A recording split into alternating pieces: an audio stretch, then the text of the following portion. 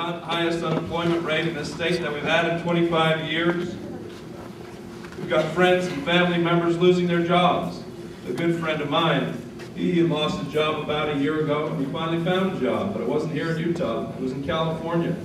And so his family now has to uproot themselves, move to California. They've got to take their kids out of the school system that they've been used to being in, and that's not what we want to see.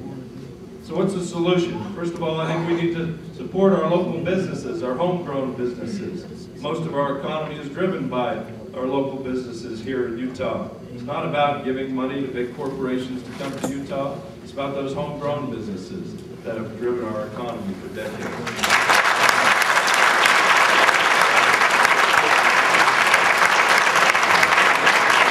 It's about focusing on our core businesses like technology, energy, and tourism.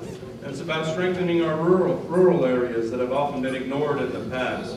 It's about a strong education system, and it's about creating opportunities for our children. The second fantasy that I saw this legislative session was that there was no cuts in our education budget, that our education system was made whole this year and everybody was patting themselves on the back. Well, the truth is, there were budget cuts. In K-12, there were budget cuts. In higher education, they received a 13% cut. And meanwhile, we have 11,000 new students coming into our K-12 system.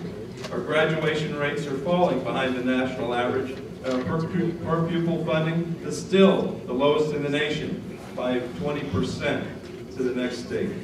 In our higher education system, we have 13,000 new students coming into higher ed this year while the budgets were cut. I met two young women from Logan who went to Utah State University. They had recently lost their scholarships because of budget cuts, and they didn't know what they were going to do. That was their plan for their future, and now they didn't know what their future was going to look like. Another fantasy that we've seen is that our leaders are focusing on our quality of life here, but I see no vision for our future, and as we grow, how we're going to deal with the growth.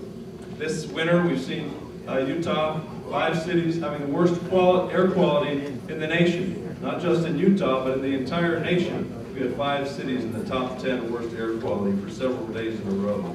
And we've seen Utah being allowed to become the dumping ground for high-level radioactive waste. And we've seen our state leaders negotiating to give away our water to Nevada. And we've seen us losing clean energy jobs to other states as well. So the solution, first of all, is a plan for our growth, to create a strong renewable energy economy. We have great natural resources. We have coal and natural gas and oil, but we also have sun, we have wind, we have geothermal energy, we have biomass energy, and we can create new jobs for our economy and also help improve our quality of life.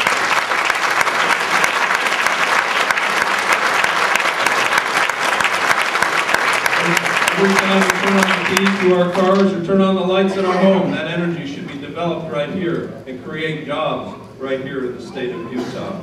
So it's time to get out of fantasy land. It's time to get back to the basics and focus on what's important for all of us. That's why I'm running for governor. I'm also running for governor to be an independent voice for the citizens of Utah. A voice that will stand up and say, we want fair boundaries when we redistrict.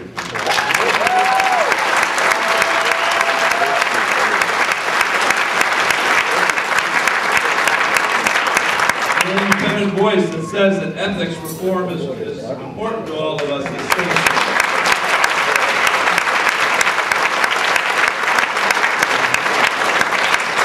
And that's why I'm running for governor, and I need your help. We can do this. It's been 30 years since a Utah Democrat was elected to be governor, and I can do that. I need your help, and with your help, we will have some balance and an independent voice for the citizens of Utah. Thank you.